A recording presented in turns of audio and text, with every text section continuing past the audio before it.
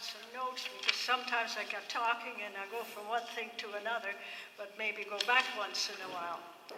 So tomorrow is Remembrance Day, and of course we remember the soldiers who gave their lives for our country. And we always read and hear what they went through. But there were also, besides the soldiers, there were civilians whose lives in many cases were severely affected, and many of them lost their lives as well. I lived in Holland, and in 1940, I was one of those civilians, although a very young one, because I was 7 when the war started in 1940, and 12 when it ended in 1945. I was the oldest of 4 children. I had a sister, 10, and a brother, 7, and my youngest sister was 2. The town I lived in, the name of it was Oosterbeek, and it was only about 3 kilometers from the city of Arnhem. And I think some of you have maybe read or heard about the Battle of Arnhem, also called Operation Market Garden during the war. And there was a big bridge there. And the Allies, when they came up from D-Day, wanted to try and get into Germany a bit faster than by the route that would normally be the way. And so they wanted to capture these 4 bridges and be able to march into Germany far sooner. And then maybe that would forestall having another war winter. And so the 4th bridge was the one at Arnhem, and it proved to be a bridge too far. And because we lived so close, we were really severely affected by it. Now, the war started for us in 1940 on May the 10th. And that was when the German army came into Holland. They never did declare war. They just marched right in. And on the morning of that day, I was awake very early and I heard people out on the street talking. And I went down and I said, "Mom, what's going on?" And she said, "Children, it's war." And we heard the German planes overhead, and they went to bomb a city where the people, I don't know how many of them died there, but it was very bad. Then we saw we heard, we didn't go to see them, the heavy, all the military vehicles and German soldiers go west, and they fought at a place called Bregman. But the Dutch army was a very small army. We're only a very small country anyway. And so the Dutch surrendered and the Germans took over. And they stayed until the war was over in 1945. The effect of this was that everything got scarce. Food, we had to turn in our radios because they didn't want us to listen to the BBC from England, because then we would hear the real war information, whereas what we got from our invaders was just their propaganda. We had to turn in our coins. Harvey had some coins there, and that made me think of it. We had to turn in our silver coins, like quarters and everything, and then we got zinc ones back. And I don't know what it said on them anymore, but anyway, we had an underground newspaper, and that was one of the ways that we could keep in touch with what was really going on. Something really sad that I remember very well was when the big bronze bells from our Catholic church in town were lowered and taken away by the Germans for the war effort. And so on it went until 1944, and we were ever so happy when we heard that the Allies had landed in Normandy. They did a big march up, and we were sure hoping the war was going to be over in a hurry. Also, some of the effects of what we went through was that pretty soon after the Germans came, they made all the Jewish people wear stars, yellow stars that said Jew, and then they were not allowed to go into hotels or train stations, theaters, anything public. They were not allowed to go. And gradually, and more of them were transported to Germany, to the concentration camps.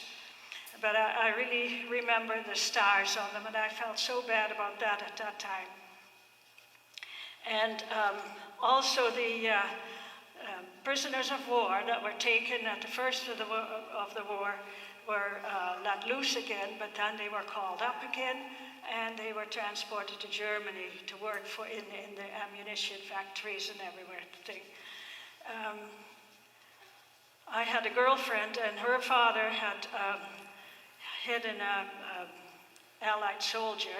That one of the ones, like the Lancaster bombers would come over in the night, and we could hear the drone and the anti-aircraft batteries would shoot at them. And I remember in the mornings we would find the shrapnel in the streets. But anyway, this father had hid one of those, and he was sent to a concentration camp. Then in 1944, the Germans didn't have very many planes anymore, and then the Spitfires and everything from England came over, and they would shoot at anything they would see on the road, like whether it was German convoys or, well, people didn't have cars anymore because there was no gas, but I mean, you know, anything that they saw, trains.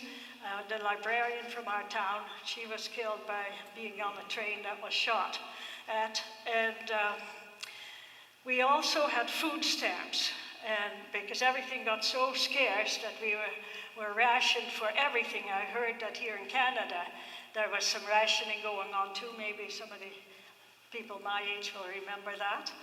But anyway, things were getting very, very scarce. Then came Crazy Tuesday, and that was in September of 1944. That's when everybody thought the war was going to be over. There were all kinds of rumors that the Allies were pretty well at our doorstep, and that's when the Dutch railway people went on strike, so there was no more transportation at all. We had no more school after that day because the planes were in the air all the time, and I remember going home from school for lunch one time, and we had to dive into a girlfriend's air raid shelter.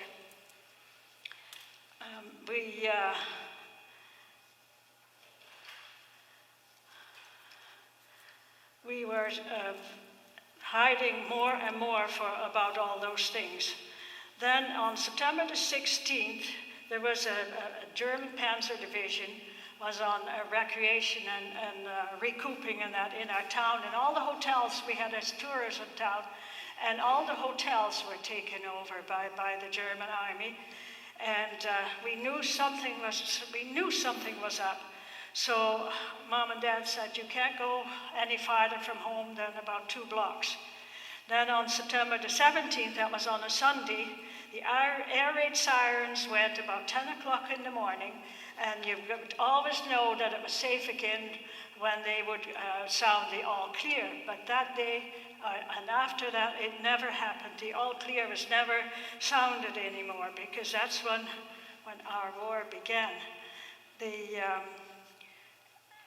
planes came over from Britain in the afternoon, and we could see all the parachutes coming down, and I can still see the planes with the gliders on behind being towed, and they went to a heather field, but it was really too far away from the bridge, but there was no other place where they could land, apparently. And by summertime, we watched from our highway through town. We saw all and they were all British soldiers coming through town, walking towards the bridge. So we had very high hopes. You know, we thought we were going to be liberated. But on the Monday, we were still very happy, and we went and saw the soldiers again. We saw the parachutes and everything, but there was a bit of shooting going on, so we had to be careful and not go too far away from home. On the Tuesday, there was more troop movement and everything, and there was more shooting going on. That night, Mom and Dad took our mattresses off the beds and put them downstairs, and that's where we slept. Then on the Wednesday, we were in our basement most of the time, and that's when we got to be back into German hands again. And there was a soldier came down, and he said, "Here, Tommy," with his gun in front of him. We didn't have any troops, British there at all, but anyway, it was scary enough. And some civilians had been killed already at that time. Then We had a very good basement, but our neighbors didn't, and so we ended up with 13 people in a, don't know, how big would you say that was? 10 by 13, yeah. And it ended up that we had to sleep there and eat there and everything. And of course, food got scarcer because nobody could really be upstairs to do anything anymore. Everybody was hiding. We had, in our street, we had a valley behind us, and we had some bakers in the street, and they had their bakery downstairs. So in the morning, and I don't know why, whether it was because both armies wanted to have time for breakfast, and it used to be a bit quiet, and then we could go over and get some bread over at the bakery. Water, I don't really remember much about the water. I think maybe my dad we had a store there where we sold milk and butter and eggs and cheese and everything. We were called the South Holland Cheese House. And so I think Dad had got some cans of water when they found out that the water tower was blown down. But we know of people who had to drain their radiators, their heating radiators, to get the water from them to be able to survive. And on the Thursday, the shelling was very heavy. And one of the ministers in our town was killed then. And there was glass and rubble in the streets. The Allied fighters were in the air, thanks goodness, because we had Germans come in and said they wanted white sheets to put in the street because the Stukas, and that was the German bombers, were going to come and bomb. And they wanted them to know that they were in the wrong place, that this was German territory again. But then those Allied fighters came, and thanks goodness that didn't happen at all. Then on the Friday, we got a parachute because the Allies' communication system was very, very poor, and they were still dropping all their supplies into German sectors. And so we got a parachute with a basket on it through our roof. It was a red parachute, I remember that. And we were so proud that we didn't have any shell hit our house yet, because sometimes it would be, even in the basement, you could feel the concussion of the shells around. Lots of houses had big holes in them and everything.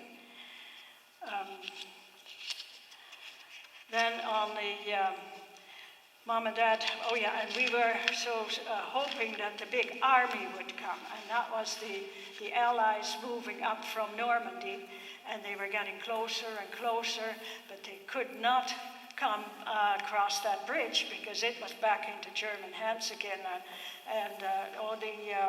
the Allies, they really, really fought very hard there, and there was a lot of casualties. Mom and Dad were talking and saying, maybe we should leave because things are getting from bad to worse here. So on the Saturday, Mom was packing things and everything, and then on the Saturday night it was dark already, and we were in the basement again because it was too dangerous to be upstairs, but Mom was still going and getting some stuff for us to leave.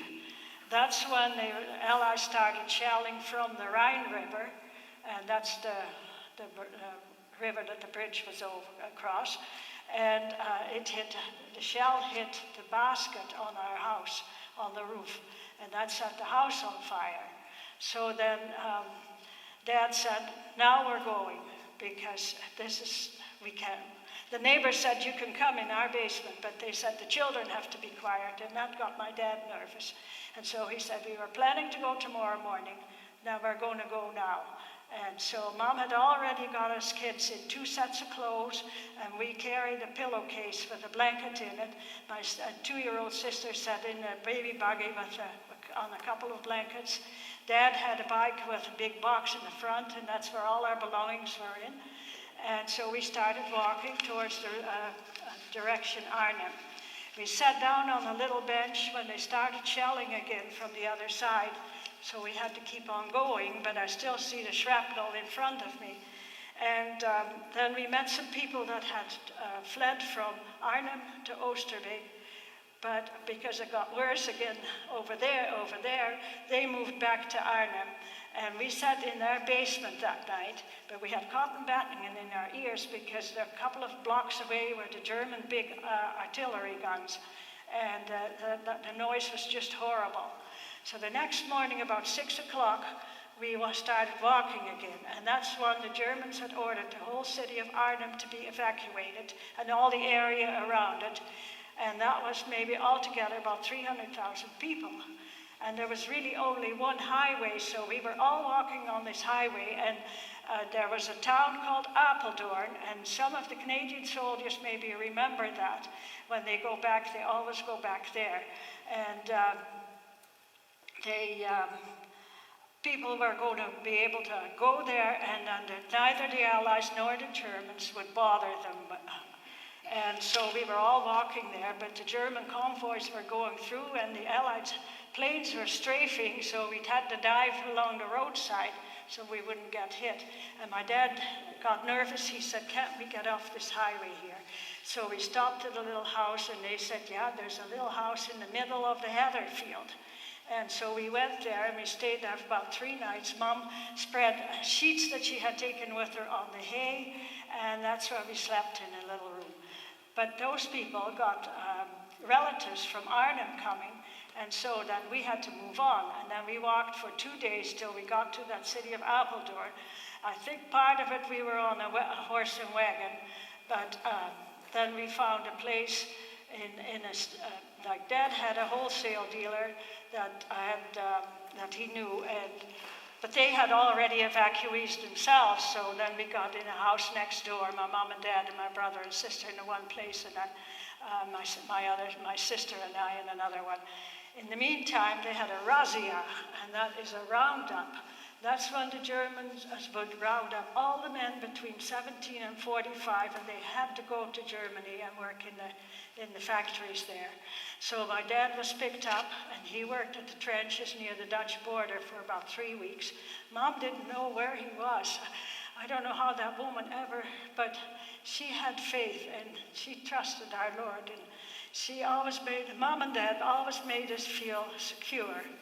And what I didn't, when my mom was, I'm going back for a minute, when the shell hit the basket in the house, Mom was still looking for a pair of shoes for my brother, and she was away from where the shell hit, from here to the balcony over there, and she never got hit. And years later, I really, really came to the conclusion, the Lord was with her. He made sure that we still had a mother who wasn't hurt or killed to go on our journey. So anyway, Dad came back because there was a fella who was looking for his dad. He couldn't find him. He was on a bike, and he was so tired. He said to Dad, "If you ride the bike and I can sit on the back of it, then we'll go back to Apeldoorn again." So that's what happened.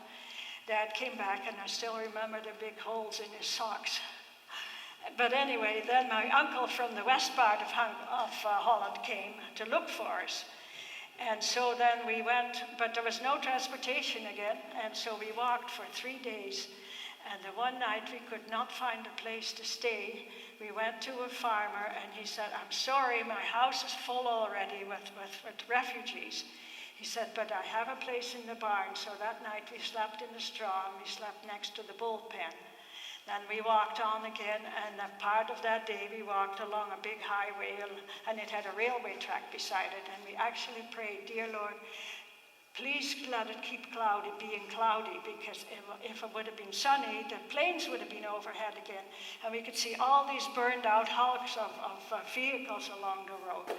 So it stayed cloudy, and then we walked for another day, and we stopped somewhere. My uncle had gone ahead, and he had got a horse and wagon for us.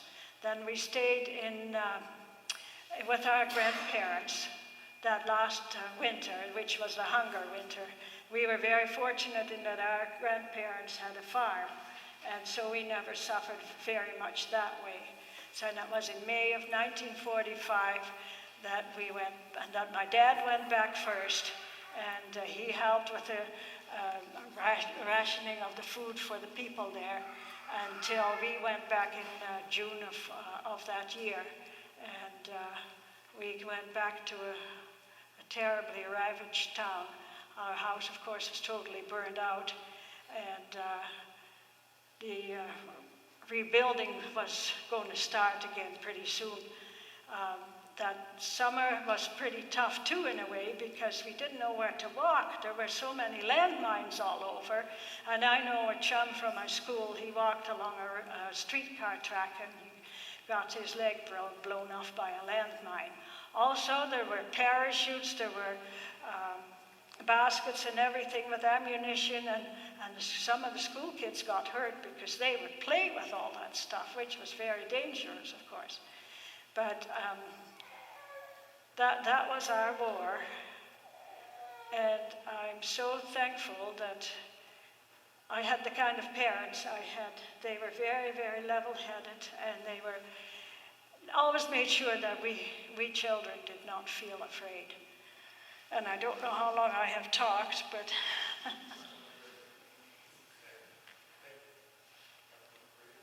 pardon?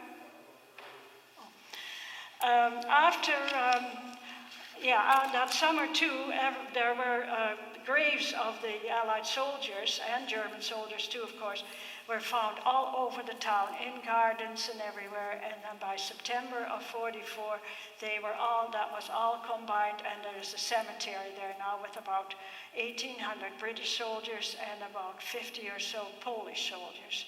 And when we were school children, they had commemoration days every year on the 17th of September, and there would be a church service there. And when we when we sang the "Oh God, Our Help in Ages Past" this morning, that was one of the hymns that is always being sung, and so is "Abide with Me." And as school children, we would put flowers on the graves, and then we adopted a grave. And when we went back, Bob and I went back for the 60th anniversary, the 50th? There was a lady there, and she was next to the grave that I had adopted. And I said to her, "What is your maiden name, please? Or what was your maiden name?" And she told me, and then it turned out she was an old school friend, and we have been keeping in touch all the time. And she says next year is going to be the 70th anniversary, and they expect about 100,000 people there. The veterans that come back every year are getting fewer and fewer. She wrote me a letter and said there's 17 fewer this year than what there was last year. And so next year, we don't know whether we'll make it or not, but hopefully we'll go back and help with that commemoration service. And from the British Royal House, Prince Charles has been there several times for the service at the cemetery, and it's called the Airborne Cemetery, because the whole operation was done with the parachutes and the glider planes and everything, and that was the biggest airborne battle in World War II, and I don't know if there's been any bigger ones anywhere else. So, anything else I forgot?